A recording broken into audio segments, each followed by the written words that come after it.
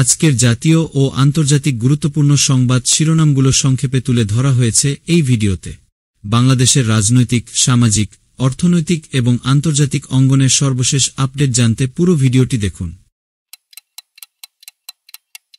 অংশগ্রহণমূলক নির্বাচন নিশ্চিত করতে রাজনৈতিক দলগুলোর নিষেধাজ্ঞা পরিহার করুন।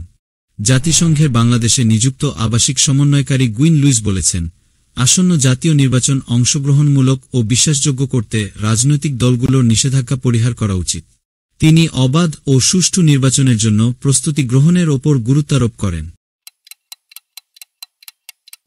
বাংলাদেশের প্রধান উপদেষ্টা অধ্যাপক মোহাম্মদ ইউনূসের সঙ্গে ব্রিটিশ হাইকমিশনার সারা কুকের বৈঠক অনুষ্ঠিত হয়েছে।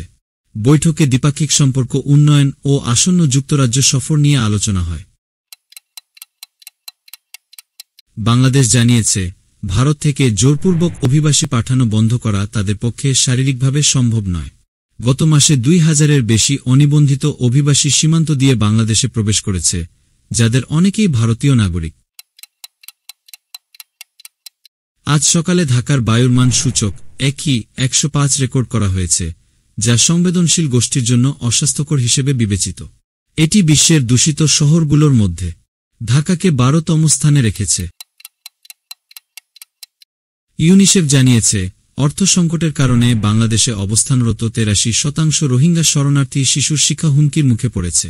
শিক্ষা কেন্দ্রগুলো চালু রাখা এখন তাদের প্রধান অগ্রাধিকার।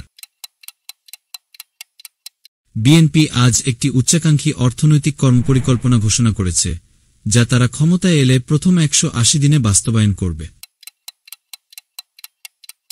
আজকের সোনার দাম অনুযায়ী ২২ ক্যারেট সোনার ভরি ৮২,০০০ টাকা, ২১ ক্যারেট ৭৮,০০০ টাকা এবং ১৮ ক্যারেট ৬৮,০০০ টাকা। গাজায় ২৪ ঘণ্টায় ৯৫ জন নিহত, সহায়তা বন্ধ। গাজায় ইসরায়েলি হামলায় গত ২৪ ঘণ্টায় অন্তত ৯৫ জন ফিলিস্তিনি নিহত এবং ৪৪০ জন আহত হয়েছেন। এছাড়া ইসরায়েল পুরো গাজায় খাদ্য বিতরণ একদিনের জন্য বন্ধ রেখেছে। এই ছিল আজকের গুরুত্বপূর্ণ জাতীয় ও আন্তর্জাতিক সংবাদের সারসংক্ষেপ। আপনাদের মতামত জানাতে ভুলবেন না কমেন্টে। আর যদি ভালো লেগে থাকে তাহলে লাইক দিন, বন্ধুদের সাথে শেয়ার করুন এবং এমন খবর প্রতিদিন পেতে বিশ্বদৃষ্টি চ্যানেলটি সাবস্ক্রাইব করে পাশে থাকা বেল আইকনে ক্লিক করুন। দেখা হবে আগামী আপডেটে। আল্লাহ হাফেজ।